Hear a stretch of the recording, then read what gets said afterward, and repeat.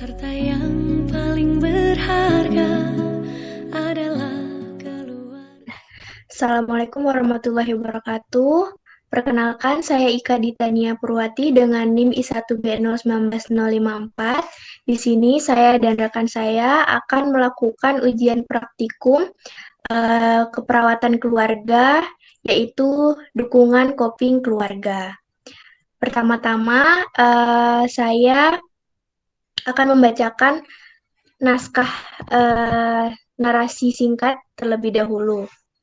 Yaitu terdapat sebuah keluarga kecil yang sudah berjalan usia 6 tahun, dan keluarga itu terdiri dari suami, istri, dan dua anak perempuan yang cantik, dengan anak pertama usia 6 tahun dan anak kedua usia 2 tahun. Suami bernama Pak Surya bekerja di suatu pondok pesantren sebagai manajer keuangan, dan istri bernama Tuti bekerja sebagai pegawai bank yang memiliki penyakit saraf kejepit sejak 8 tahun yang lalu. Sebelum menikah, keluarga istri sudah memberi informasi seputar kekurangan yang dimiliki anaknya yang sudah cacat secara fisik, dalam artian memiliki hambatan mobilitas seperti tidak dapat naik tangga ataupun berjalan terlalu jauh, dan tidak dapat melakukan pekerjaan atau aktivitas berat seperti pekerjaan rumah berat dan berkendara motor. Kekurangan istri pun diterima oleh suaminya sebelum menikah hingga 5 tahun pernikahan. Seiring berjalannya waktu, hubungan keluarga sebelumnya terasa sangat harmonis, namun ketika anak kedua mereka lahir, dan khususnya beberapa bulan belakangan ini, sering terjadi pertengkaran antara suami dan istri. Semuanya berawal dari sikap suami yang mulai cuek, sering pulang malam, hingga gerak-gerik yang mencurigakan, seperti lebih senang menyendiri dan selalu tersenyum saat membaca pesan masuk di handphonenya. Hal ini membuat istri menjadi penasaran, hingga istri pun mengetahui suaminya berselingkuh dengan wanita lain. Sejak saat itu, istri pun sudah tidak percaya dengan apa yang dikatakan suaminya. Ditambah alasan suami berselingkuh merupakan hal yang tidak logis bagi istrinya, yaitu tidak memberikan ia seorang anak laki-laki dan menginginkan istri yang selalu dapat memenuhi dan melayani kebutuhan seksualnya, pekerjaan rumah, dan mengurus anak-anaknya. Hal ini membuat istri sakit hati dan sangat dilema saat melihat anak-anak apakah harus melanjutkan hubungan pernikahan atau tidak, sehingga Ibu Tuti pun mendapat saran dari temannya untuk menghubungi perawat Ika yang bekerja di klinik sejahtera agar dapat membantu mengatasi permasalahan. Istana yang paling indah adalah keluarga. Assalamualaikum. Selamat siang. Waalaikumsalam, iya selamat siang. Oh iya, ini dengan Ibu Tuti ya yang tadi nelpon saya yang sudah membuat janji jam 1 siang ini ya? Iya benar, Mbak. Oh iya, mari Bu silahkan masuk. Sepertinya Ibu tampak datang sendiri ya Bu ya, nggak ada yang nemenin. Oh iya, Mbak. Tadi saya mengajak suami saya, tapi dia menolak, nggak mau, katanya capek, males. Terus apa? Capek, males bahas masalah ini, Mbak. Sudah saya bujuk juga nggak mau.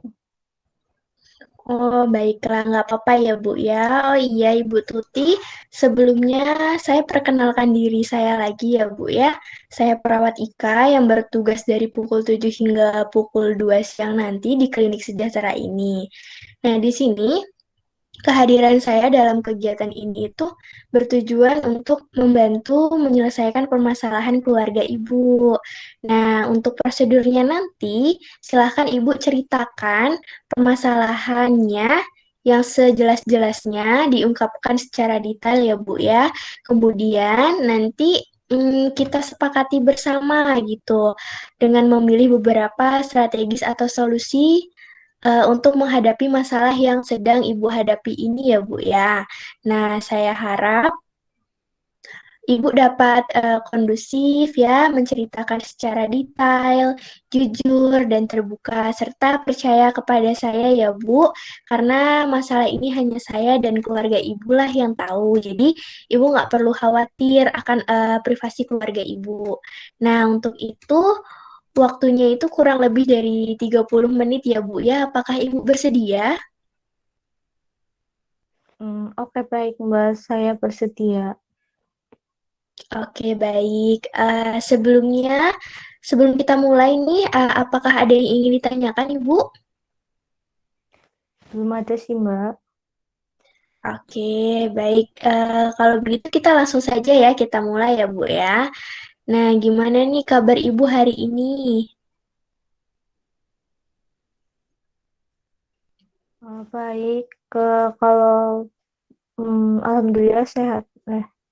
Sehat, Mbak. Ya, tapi itu sih berat badan saya turun, Mbak, karena nggak nafsu makan. Saya bingung, sedih, sama campur aduk rasanya karena masalah keluarga saya ini membuat saya stres rasanya melihat kelakuan suami saya. Saya hanya bisa berpura-pura bahagia sus dan tertawa demi anak-anak saya. Baik, Ibu.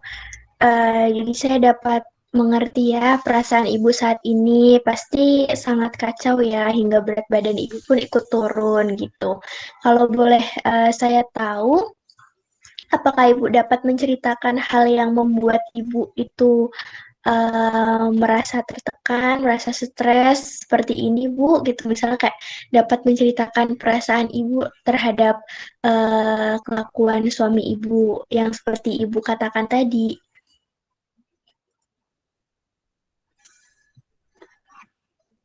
Ya bisa sus. Jadi begini, saya itu kan sudah melihat dan saya sudah menikah dan tinggal bersama dengan suami saya selama kurang lebih ya 7 tahun ya Mbak. Akhir-akhir ini saya merasa sikapnya banyak sekali berubah Mbak. Mulai dari jarang berkomunikasi, lebih fokus ke HP-nya, pulang sering malam, tidak memberi kabar, dan setiap kali eh, suami saya bermain HP, saya perhatikan selalu senyum-senyum, membalas chat, tetapi saya pinjam HP-nya dilarang. Awalnya saya masih santai saja ya Mbak. Sampai akhirnya waktu itu dia izin ke saya untuk pulang ke rumah ke Jogja melihat orang tuanya yang sedang sakit. Kebetulan saya kerja jadi saya nggak bisa ikut Mbak. Nah, sekitar seminggu apa ya Mbak, suami saya di Jogja dan bilang sebelum pulang ada kerjaan di Surabaya. Namun saat beberapa hari menjelang pulang, suami saya tidak dapat dihubungi. Akhirnya saya hubungi kantor, ternyata tidak ada kerjaan di Surabaya. Ternyata suami saya berbohong pada saya, Mbak, karena suami saya sudah ketahuan berbohong, saya pun jadi makin curiga ada sesuatu yang ditutupi sama saya. Saya pun coba cari tahu lewat HP-nya Mbak secara diam-diam. Jadi suami Ibu ini sikapnya akhir-akhir ini berubah ya, berbeda. Kemudian juga sudah bisa apa namanya membohongi ibu gitu sehingga ibu jadi curiga dan akhirnya ibu mengecek HP-nya secara diam-diam ya, begitu ya Bu ya. Iya Mbak, soalnya kalau saya tanya tidak mau menjawab Mbak. Oh, jadi ibu ini sudah pernah menanyakan langsung ya, namun tidak mendapat jawaban. Kemudian akhirnya ibu pun mencari tahu sendiri ya Bu ya. Nah, kemudian setelah Ibu mengecek secara diam-diam itu apa yang Ibu dapatkan, Bu? Hmm, Iya benar Mbak. Nah, setelah itu saya lihat di arsip chat ada wanita yang chatnya Mbak. Akhirnya saya tanya ke suami saya, katanya hanya teman. Lalu saya pun ajak wanita itu bertemu. Saat bertemu, wanita itu mengaku kalau memang memiliki hubungan dengan suami saya. Saya sangat sedih, Mbak. Akhirnya saya pulang, saya ceritakan semua ke suami saya. Akhirnya suami saya mengaku sedang bermain hati dengan wanita lain dengan alasan dia merasa tidak dilayani secara biologis dan lainnya Mbak. Dia juga kecewa, katanya saya tidak memberikan keturunan laki-laki. Padahal menurut saya anak laki-laki dan perempuan sama saja Mbak. Keduanya hanya titipan Allah yang harus dijaga, dirawat, dididik dan dibesarkan dengan penuh kasih sayang. Lagi pula saya mengikuti aturan pemerintah memiliki 2 anak lebih baik, serta saya takut Mbak anak saya tidak bahagia jika jumlahnya terlalu banyak. Suami saya mengatakan kalau wanita itu lebih baik karena serba bisa dibandingkan saya Mbak. Baik Ibu, saya paham ya kekhawatiran Ibu. Tapi sebelumnya maaf Ibu ya, kalau boleh tahu bagaimana Ibu dalam menjalankan peran dan kewajiban Ibu secara lahir maupun batin sebagai istri di rumah, Bu? Iya Mbak, jadi saya itu kan memang sejak muda sudah memiliki sakit saraf kejepit, sehingga dokter melarang saya untuk melakukan aktivitas berat seperti mengendarai kendaraan bermotor, pekerjaan rumah yang berat, dan angkat benda yang terlalu berat. Jadi saya itu bisa dikatakan aktivitas dan mobilitas saya terhambat lama, tapi saya sadar diri akan kekurangan saya Mbak, seperti pekerjaan mencuci pakaian, mengepel, nyapu yang berat saya tidak lakukan. Saya serahkan kepada pembantu saya Mbak, pekerjaan lainnya saya masih bisa lakukan. Lalu saya juga membayar orang untuk mengantar jemput saya kerja. Anak saya pun tetap saya mau urus Mbak, saya temenin setiap saya pulang kerja. Untuk kebetulan batin secara seksual saya masih melayani kok Mbak, tapi memang kadang sesekali saya menolak karena capek Mbak, sampai bekerja Mbak. Lagi pula memang semenjak anak yang kedua itu pisah ranjang Mbak, karena anak-anak masih satu kamar juga dengan saya, usianya juga masih terlalu kecil. Suami saya tidak mengerti saya Mbak. Mbak suami saya itu janji dahulu yang menerima kekurangan saya hanyalah omong kosong Mbak. Dia mengkhianati saya Mbak. Saat ini saya bingung apakah saya mau melanjutkan pernikahan ini atau tetap melanjutkan pernikahan saya demi anak saya Mbak. Iya. Saya paham ya dengan apa yang Ibu rasakan saat ini. Ibu merasa sedih, kecewa gitu ya, karena merasa dihianati oleh suami Ibu gitu kan dengan berselingkuh. Padahal Ibu sudah apa ya, semaksimal mungkin untuk menjalankan tugas dan kewajiban Ibu sebagai istri gitu kan ya.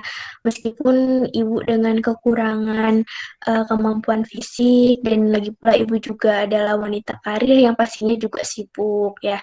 Nah, di sini bisa saya simpulkan ya kalau masalahnya ini berarti suami Ibu ini berselingkuh karena merasa tidak sepenuhnya dilayani oleh ibu, dan juga kekecewaan terhadap ibu karena tidak mau memberikan keturunan laki-laki ya Bu ya, seperti itu ya Bu ya.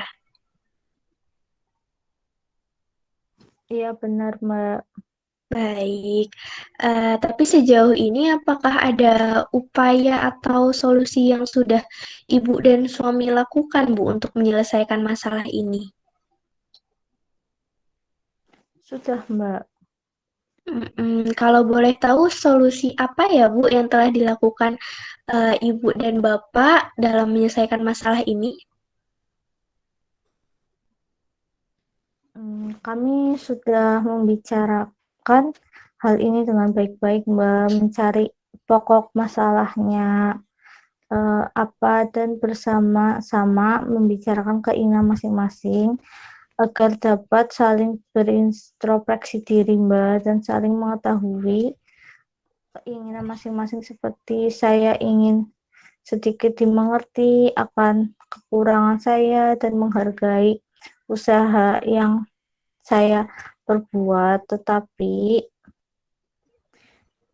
suami saya lebih menginginkan untuk berpoligami Mbak, agar pekerjaan rumah dapat dibantu katanya Mbak. Gitu ya. Baik Ibu, bagus sekali ya Ibu sudah melakukan komunikasi yang baik untuk menyelesaikan masalah ini gitu ya, sudah mencoba untuk melakukan komunikasi. Lalu bagaimana perasaan Ibu setelah dilakukan upaya seperti itu, Bu?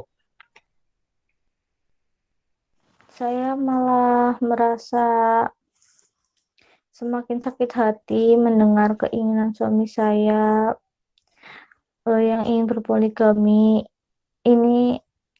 Itu akhirnya saya menolak keras keinginan tersebut, hingga akhirnya suami saya bilang dia akan memutuskan hubungan dengan wanita itu, tapi saya masih curiga Mbak. Baik. Jadi setelah dilakukan upaya komunikasi itu, suami ibu memutuskan untuk tidak memiliki hubungan dengan wanita lain ya, dan tidak berpoligami tanpa izin ibu ya Bu ya. Tapi di sisi lain ibu masih merasa curiga dan tidak percaya ya dengan suami ibu ya. Iya benar Mbak, namanya diselingkuhi ya pasti sakit hati lah Mbak, dan sulit untuk percaya juga Mbak. Iya, iya, saya mengerti ya apa yang Ibu rasakan, Bu. Sulit memang rasanya untuk mempercayai pasangan kita ya, yang apalagi sudah membohongi kita gitu. Baik, Ibu, tadi kan Ibu sudah mengatakan ya kalau Ibu dan suami telah melakukan komunikasi gitu ya. Apakah dalam berkomunikasi itu disampaikan dengan kepala dingin, maksudnya dengan apa tidak emosional seperti itu, Bu? Keduanya sama-sama emosi sus, apalagi suami saya yang egois. Baik, Bu. Nah, jadi gini ya, Bu ya, memang setiap keluarga itu kan pasti memiliki masalah. Contohnya aja kayak masalah dalam keluarga Ibu ini gitu. Tapi Eee, semuanya itu akan apa ya, semua itu pasti akan ada penyelesaiannya, dapat diselesaikan gitu, pasti ada solusinya, tanpa dengan, perpisahan ya, Bu, ya.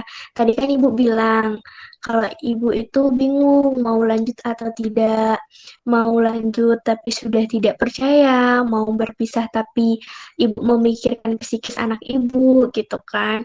Terus sebelumnya juga ibu ini sudah melakukan upaya penyelesaian masalah kan ya, namun belum dapat teratasi. Tapi ibu jangan khawatir ya, saya akan memberikan beberapa solusi yang mungkin bisa ibu dan suami pilih ya, dan mungkin bisa dicoba lah ya untuk menyelesaikan masalah ini. Nah, yang pertama, mungkin nanti Ibu bisa lakukan lagi ya strategis komunikasi tadi. Tetapi komunikasinya ini dilakukan ya, dilangsungkan secara terbuka dan jujur ya, bicarakan dengan kepala dingin gitu kan, tidak emosi. Karena kan yang kita mau kan masalah ini nih selesai ya Bu ya, gitu. Selesai, bukan memenangkan ego masing-masing gitu kan ya Bu ya. Nah, dengan komunikasi yang baik ini kan jadi ibu dan suami itu sama-sama bisa apa ya, memecahkan masalah lah, saling mengerti satu sama lain. Nah, untuk mendukung komunikasi ini berjalan lancar, nanti Ibu juga bisa dengan strategis kognitif ya Bu ya, di mana dalam komunikasi nanti kita itu kan memecahkan masalah bersama dengan berdiskusi gitu, mencari kesepakatan bersama gitu ya, sama-sama menggali informasi lah seputar permasalahan yang ada. Baik itu tadi tentang masalah perselingkuhan gitu kan, peran suami dan istri gitu kan, itu kan penting ya. Terus juga hingga tentang poligami tadi itu juga perlu gitu ya untuk dicari tahu gitu supaya wawasan dan pikiran bapak dan ibu itu bisa terbuka luas gitu. Jadi saat mengambil keputusan itu tidak salah langkah seperti itu. Nah, mungkin dalam berkomunikasi nanti itu juga bisa didampingin oleh pihak yang netral ya Bu ya, pihak ketiga dengan mungkin bawa suami ibu ke sini gitu ya, insya Allah saya akan membantu menyelesaikan bersama-sama gitu supaya lebih nyaman berdiskusinya gitu kan kalau ada pihak netral gitu di sini. Nanti kita bicarakan tuh apa keinginan keinginan dari bapak gitu kan, apa keinginan dari ibu. Nah, nanti baru akhirnya kita cari solusi yang paling baik bagi semua pihak, terutama kan buat anak-anak ya Bu ya. Nah, bagaimana Bu sampai di sini mudah untuk dipahami nggak gitu kan?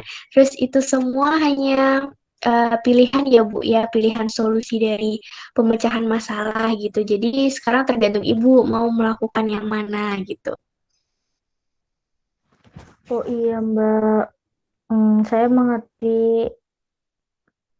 Iya sih Mbak, mungkin saat itu saat melakukan komunikasi dengan suami itu masih mementingkan ego masing-masing, jadinya nggak apa namanya, nggak mendapat jalan keluarnya Mbak. Mungkin nanti saya akan melakukan strategi yang Mbak sarankan dan eh, mendahulukan strategis komunikasi dahulu dengan suami saya. Kemudian saya akan ajak suami saya ke sini untuk melakukan strategi kognitif yang Mbak jelaskan tadi. Iya Bu, sangat boleh sekali ya. Nah, selain itu apakah Ibu sudah pernah melakukan liburan secara rutin gitu Bu? Mungkin seminggu sekali gitu untuk liburan agar apa ya tercipta kebersamaan gitu. Belum pernah sih Mbak. Oh, belum Biasanya pernah. iya liburan itu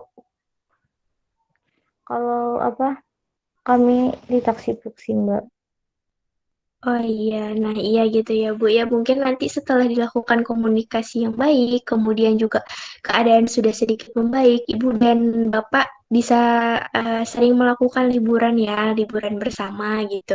Supaya terjalin lagi tuh kedekatannya dan adalah waktu untuk bersama-sama berkomunikasi gitu kan, yang saling terbuka, saling jujur sehingga nggak ada lagi gitu hal seperti ini yang terjadi gitu. Oh gitu ya Mbak. Baik Mbak, nanti coba saya bicarakan terlebih dahulu ya Mbak. Baik Ibu. Nah, saya rasa kita sudah sama-sama identifikasi masalahnya ya tadi ya. Identifikasi upaya yang telah dilakukan juga gitu kan sampai menemukan solusi lah gitu kan dari diskusi kita hari ini gitu.